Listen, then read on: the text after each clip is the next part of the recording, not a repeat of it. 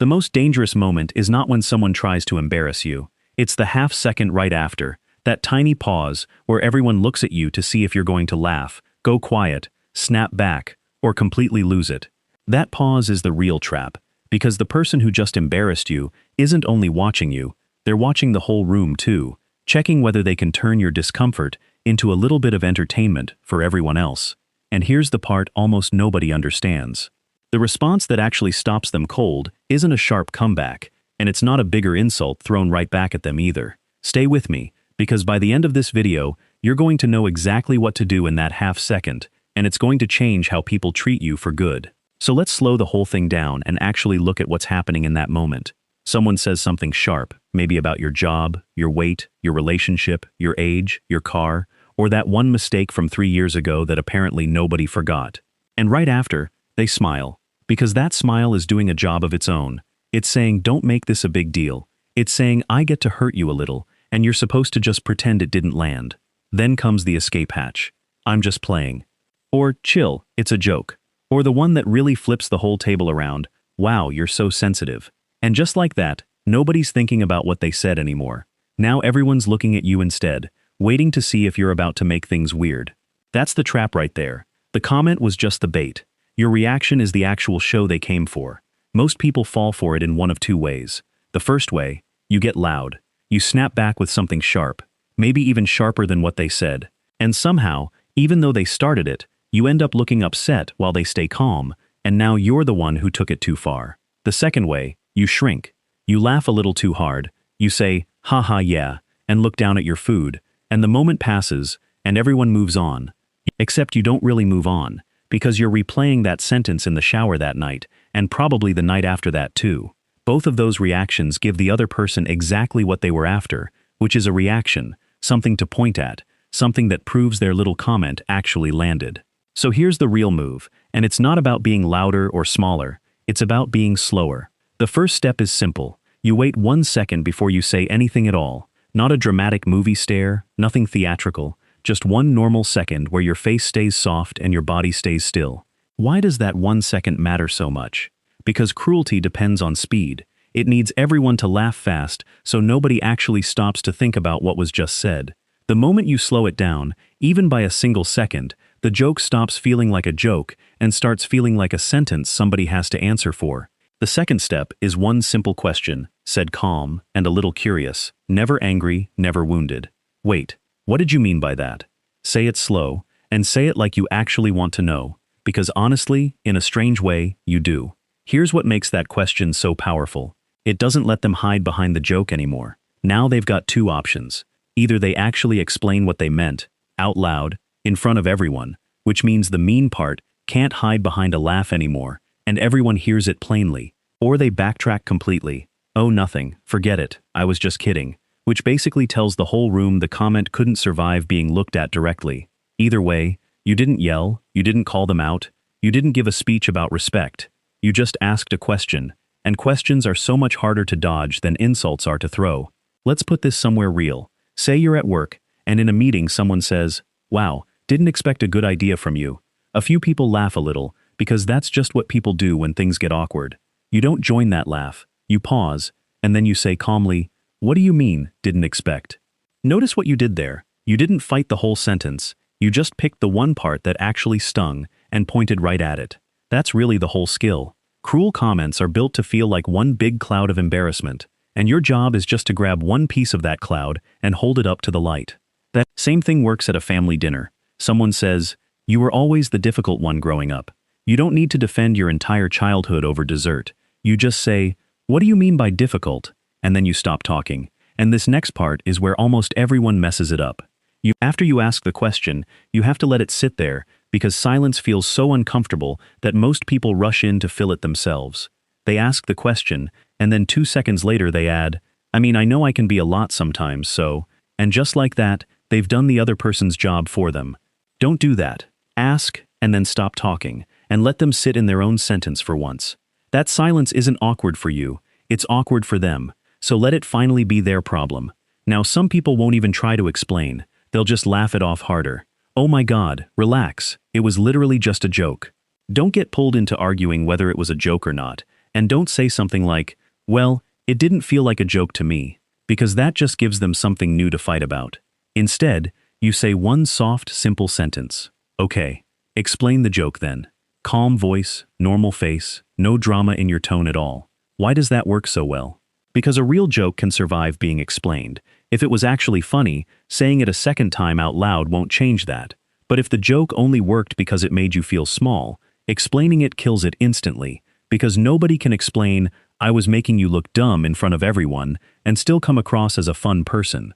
You're not trying to humiliate them back here, and that part really matters. This isn't revenge, because revenge is about hurting someone the same way they hurt you. This is a boundary instead, and a boundary just says, "This pattern stops here, with me, right now." Sometimes, instead of backing down, people push even harder. They roll their eyes. They say, "You're making this so weird." They say, "Everyone else thought it was funny," and they try to pull the whole room onto their side, so suddenly, it feels like it's you against everybody. Don't chase the room. Don't start scanning faces to see who's agreeing with you, because that turns the whole thing into a performance, and a performance is exactly what the other person wants. Just bring it back to the one person who actually spoke. Say, "I'm asking you," or "I want to understand what you meant," and keep it simple, quiet, and direct. This one move is quietly powerful, because embarrassment usually works by making you feel outnumbered.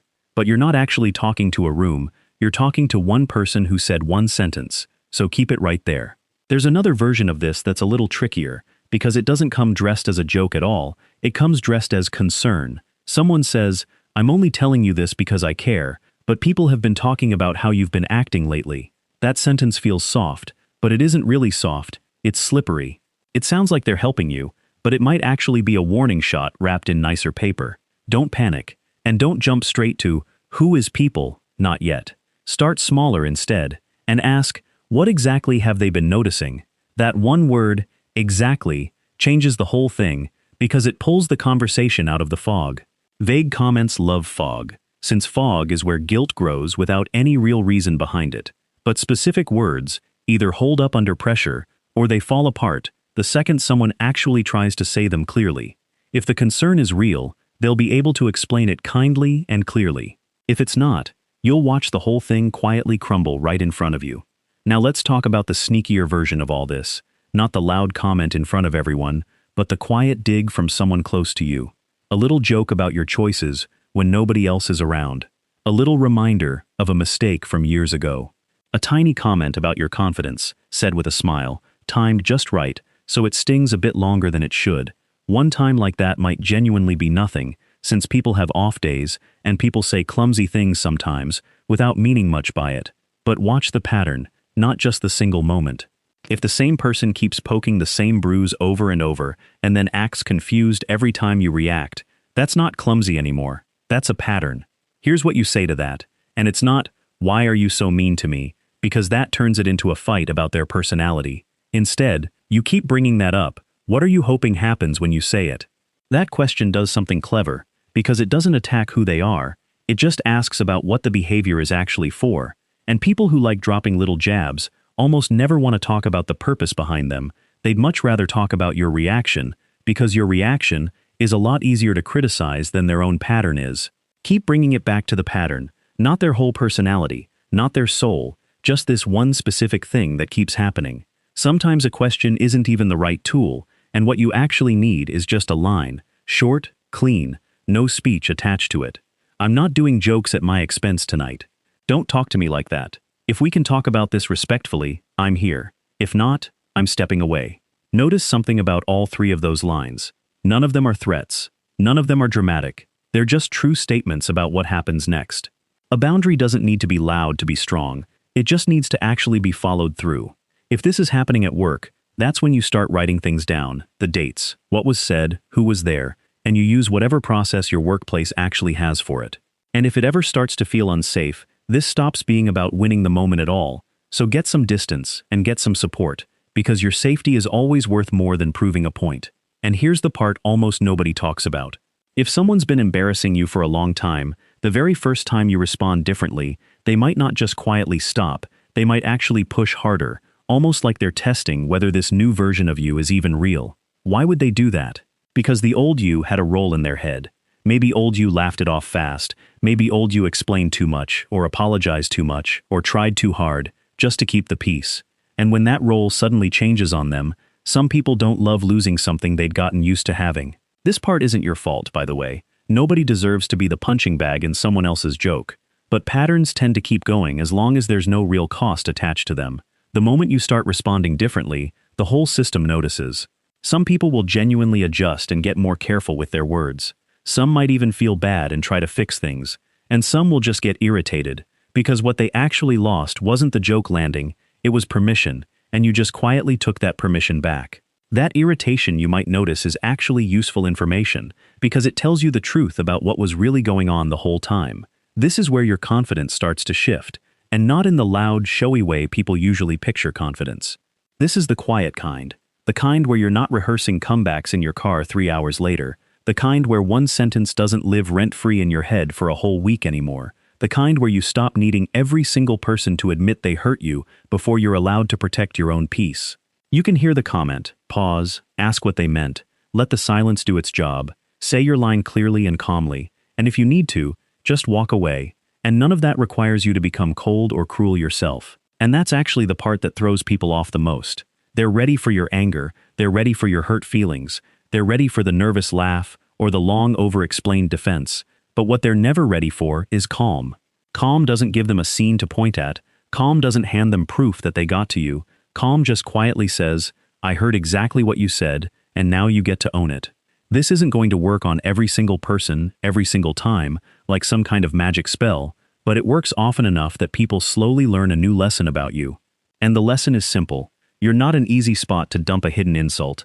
You're not available for jokes that need you to get smaller so they can land, and you're not going to fight for your own dignity inside a frame someone else built for you. You'll slow it down, you'll ask what they meant, you'll draw the line clearly, and if that line keeps getting crossed anyway, you'll simply remove yourself from the room.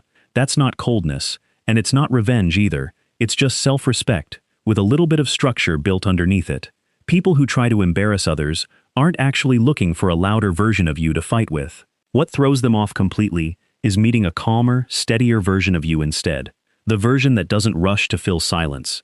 The version that doesn't over-explain just to feel safe again. The version that can let one sharp sentence sit quietly in the air, long enough for everyone in the room to notice exactly what it really was. Once you become that person, something shifts inside you too.